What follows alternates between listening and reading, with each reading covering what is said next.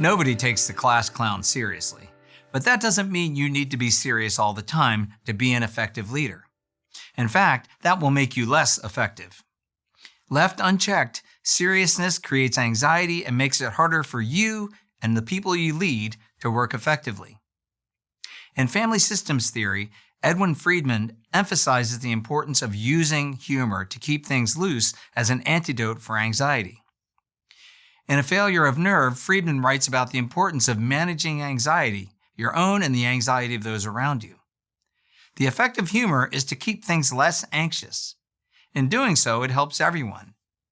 Humor keeps things loose, and the looser your presence is, the looser everyone's relationship will be with you and one another. You might be thinking, I don't want a loose relationship with people I lead. I want them to take me seriously. Used appropriately, humor will not diminish that. Here are 4 ways that humor can help you. First, humor builds trust. When you laugh, you release oxytocin, and oxytocin builds trust, which is your most important asset as a leader.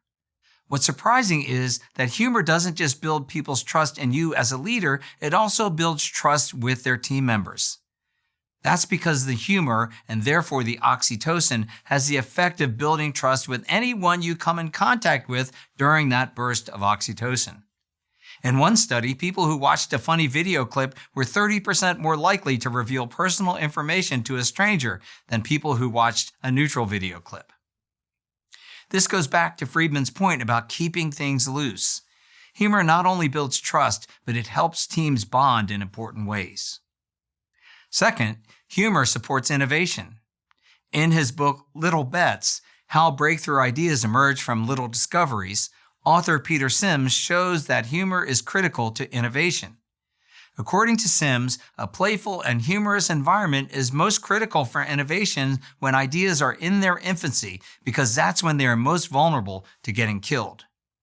Game-changing ideas are much less likely to survive in a super serious environment because you will err on the side of caution. Humor loosens things up, so you are less afraid to go with a new idea. Third, humor promotes more effective learning. When you laugh, you also release dopamine, which aids in memory and information processing. When you are trying to get a point across that you want people to remember, make sure to inject some humor. This is true in a workshop, staff meeting, sermon, or even an informal setting. Humor will make what you say more memorable. Finally, humor improves negotiations. Researchers Karen O'Quinn and Joel Aronoff set up a study where participants negotiated the price of a piece of art.